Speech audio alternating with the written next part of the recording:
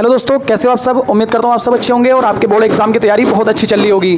तो दोस्तों यहाँ पर आज हम डिस्कस करने वाले हैं किस तरह से बोर्ड एग्जाम की तैयारी की जाए, किस तरह से मैथ की तैयारी की जाए जिससे कि हम उसमें हाई मार्क्स गेन कर सकें। तो दोस्तों घबराना बिल्कुल नहीं है, आपसे भी बहुत अच्छे मार्क्स गेन किए जा सकते हैं।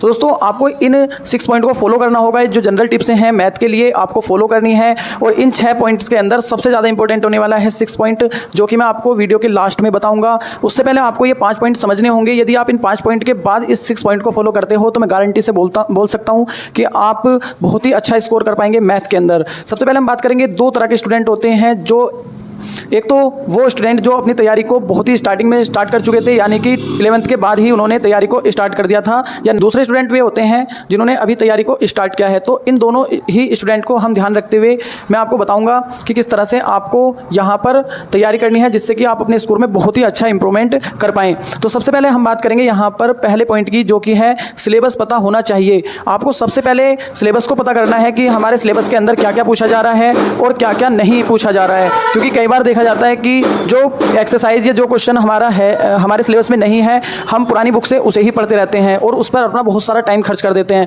तो उससे इस टाइम बचना है। ये चीज़ अब नहीं करनी है कि किसी भी क्वेश्चन को आप करोगे तो उससे आपको फ़ायदा होगा, आपको नुकसान हो सकता है। यदि कोई क्वेश्चन सिलेबस में नहीं है तो अभी आप उसे बिल्कुल स्किप कर दें और सबसे पहले आप पता करें कि हमारा सिलेबस क्या है। तो उसके लिए आपको या तो न्यू NCERT बुक्स को देखना चाहिए, या फिर इसके अलावा आप गवर्नमेंट की एक साइट होती है जो कि आप जाके सर्च कर सकते हैं गूगल पर UPMSP।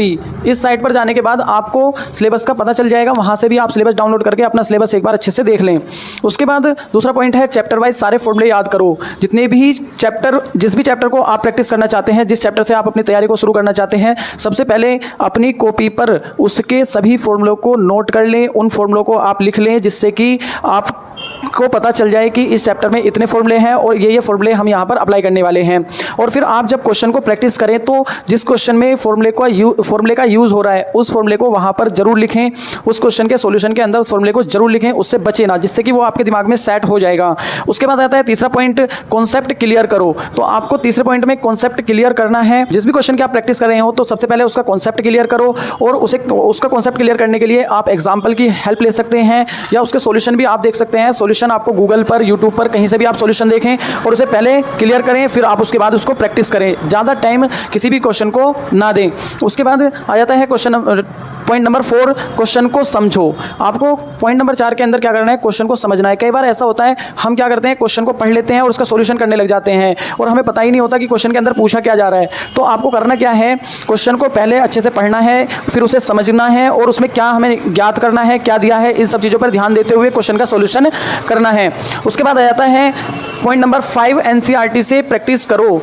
आपको करना क्या है, NCERT से प्रैक्टिस करनी है। और NCERT यदि आपने कर ली है, NCERT की तैयारी आपकी पहले से ही हो चुकी है, तो आप अब कोई भी रेफरेंस बुक यूज़ कर सकते हो, जैसे कि RS अग्रवाल को यूज़ कर सकते हो या RD शर्मा का आप यूज़ करके वहाँ से प्रैक्टिस कर सकते हो। ये यदि आपने NCERT की जितने भी क्वेश्चंस हैं उनको प्रैक्टिस कर लिया है तो उसके बाद ही आपको यूज़ करनी है। उसके बाद आ जाता है पॉइंट नंबर 6, और पॉइंट नंबर 6 है कि इंपॉर्टेंट क्वेश्चन को ना छोड़ें। इंपॉर्टेंट क्वेश्चन आपको बिल्कुल भी नहीं छोड़ने हैं। और ये इंपॉर्टेंट क्वेश्चन आपको मिलेंगे कहाँ पर, 12th क्लास के अंदर मैथ की बुक देखते हैं तो उसमें चैप्टर के बाद में एक मिसलेनियस एक्सरसाइज दी गई है और उस मिसलेनियस एक्सरसाइज के जितने भी क्वेश्चन हैं वो सभी क्या हैं दोस्तों, इंपॉर्टेंट क्वेश्चन है। और यदि आप उन इंपॉर्टेंट क्वेश्चन को वहाँ से प्रैक्टिस करते हो तो उनसे बाहर क्वेश्चन नहीं पूछा जाता है। साथ ही मिसलेनियस के आपको एग्जाम्पल भी हल करने हैं और एक्सरसाइज को भी हल करना है। तो यदि आप इन 6 पॉइंट को फॉलो करते हो तो आप मैथ के अंदर बहुत अच्छा स्कोर कर पाओगे। यदि आपको किसी तरह की समस्या है तो आप मुझे कमेंट करके बता सकते हैं, मैं आपकी उस समस्या का सॉल्यूशन जरूर करूंगा। साथ ही यदि किसी क्वेश्चन में डाउट है तो वो भी आप पूछ सकते हैं, तो मैं आपको वहां पर भी बता दूंगा। साथ ही आप मुझे फॉलो कर सकते हैं इंस्टाग्राम अकाउंट पर, जो कि है Farman_2Fab। ये दोस्तों मेरा इंस्टाग्राम अकाउंट है, यहाँ जाकर भी आप मुझसे डाउट पूछ सकते हैं। मैं यहाँ पर भी आपके डाउट का सॉल्यूशन बता दूंगा। यहाँ पर आप मुझे जाएंगे और इस पर क्या करना है दोस्तों, मुझे मैसेज कर देना है जिससे कि मैं आपके डाउट को देखूँ और आपका वहाँ पर सॉल्यूशन प्रोवाइड करा दूंगा। तो दोस्तों मिलते हैं अगली वीडियो में, तब तक के लिए जय हिंद।